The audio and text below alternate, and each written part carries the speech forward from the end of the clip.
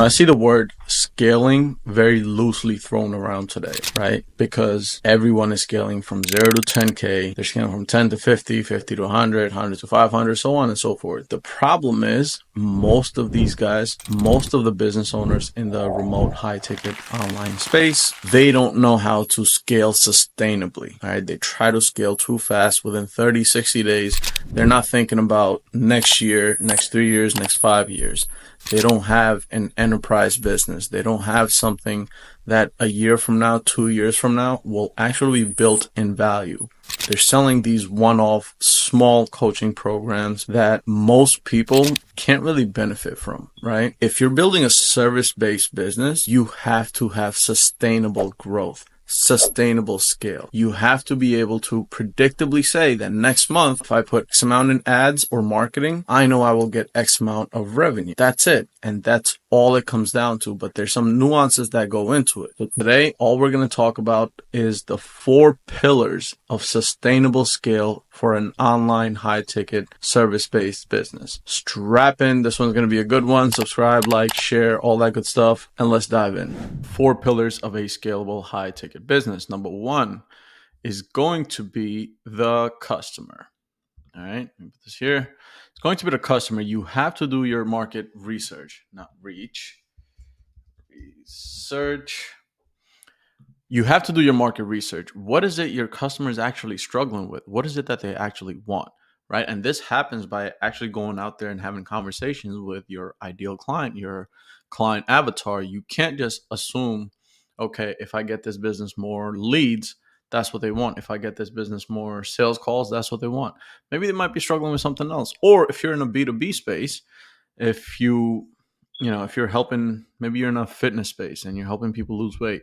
There's difference between someone wanting to lose weight versus someone wanting to have a 6-pack. So you have to know your market. You have to do research, what the problems and goals are.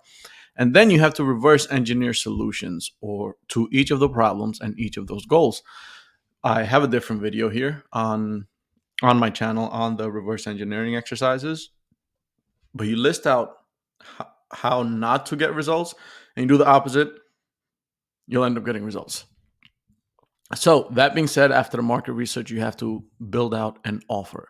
Like Hormozy says, an offer people feel stupid saying no to, right? And how you do that is you have to get them a result. The time to results has to be shorter, right? Because that's what they're paying for. Anytime someone wants to get results on something, especially in the high ticket space, it's whether it's they want to build a business, whether they want to get in shape, whether they want to make more money, whatever it is, they can probably do it themselves, right? They can probably get to that end result themselves. What they're paying you for is to collapse that time that it's going to take them to get there, right? Move myself here.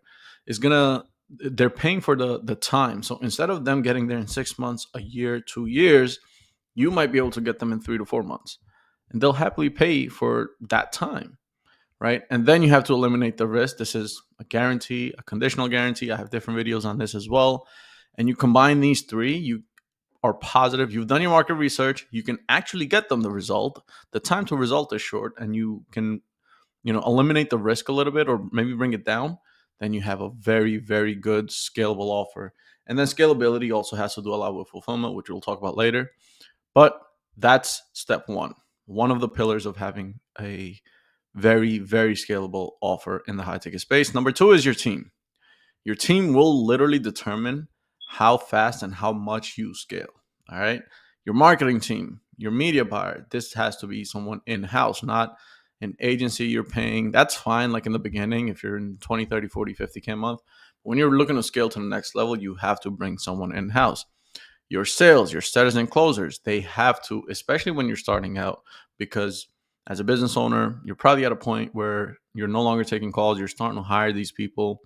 And if you're running a sales agency for yourself or your clients, you're going to end up start hiring some people. And what happens is these salespeople are probably not going to make 10, 15, 20, 30K a month starting out, but they have to have that faith in you. They have to believe in the mission, the vision that you have. And that's very important to pick the right people here. And then you have your operations, your admin stuff, as well as your fulfillment.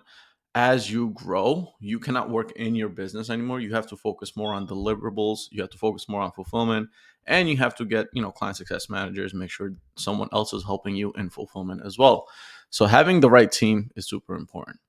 Next is systems and processes. Again, this is just an overview of everything, and every single part here in this entire diagram can be broken down into 10, 20 parts more. But then I'll be sitting here talking for 5 hours, which I don't want to do. But systems and processes, the three main ones you need to focus on is client acquisition, fulfillment, and operational. All right, client acquisition, your marketing, your sales, the type of creatives you have, the copy, the ads that you're sending out there, what's your cost per lead, your CTR, cost per call booked, all that good stuff. Your sales, when the leads come in, what's happening with them? That entire process the lead is going through. Are they being called within 5 minutes? Are they being booked through a triage to a closer? What's the no-show rate? What's the show rate? How many are qualified? So on and so forth. Again, I can go for hours on this. Well, there's just an overview of the four main things you need to have a scalable business. Next is fulfillment. You have to fulfill to a level where you can retain a higher LTV per client. All right. Once you get a client, you want to be able to have that client forever, and you want to have that client pay you forever, especially true in the B2B space. B2C, it's very hard to do to have a client pay you forever. And if it is, it's not one I've ran across yet. And there's certain areas you can do it, but this is more of a B2B thing.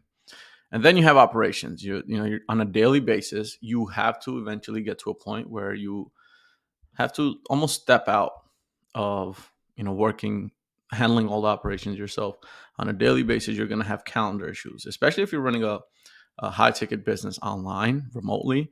You're going to have issues every single day. There's going to be system problems. Something isn't functioning. Uh, your payment processor has an issue, or they froze your account, or the landing page is off, or people aren't booking calls, or someone didn't see the VSL, or there's no time available on the calendar, or the nurture sequence and the email sequence isn't going out, or on the reminder text and the reminder emails, people aren't getting their Zoom link. Whatever it is, these issues are daily, daily, daily, daily, daily happening, and you have to get someone on an operational level, you're a COO, to be able to handle all these things. All right. Then your finances. You have to make sure you're actually scaling a business profitably. All right. You have to have a certain amount that you're allocating every single month to marketing, allocating every single month to payroll, allocating every single month to yourself and your profit, so on and so forth. So everything has to be allocated as far as financing goes. All right. And the fourth, relatively simple, but not easy, data-driven decisions. All right. It's that simple. If you have someone, troubleshoot will be, if you have someone, they're not performing, they're not hitting KPIs, they have to get fired. They have to go. They cannot stay on your team. All right. I see so many business owners get married to a salesperson, and just because they're friends with them or they get emotionally attached to them, but they're not really performing. You cannot do that if you want a scalable business. Unfortunately, you have to be data driven. You have to be, quote unquote, call it cold hearted or whatever you want to call it, but you have to let them go.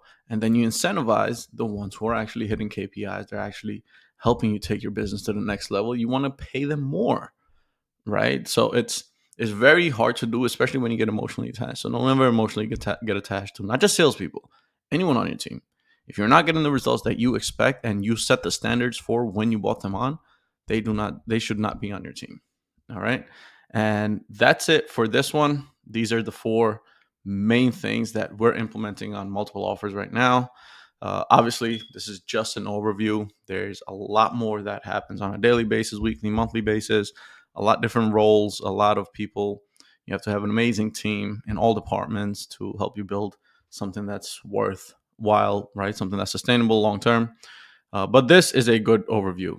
All right. Hopefully, you guys got some value out of this. And I'll see you on the next one. Peace.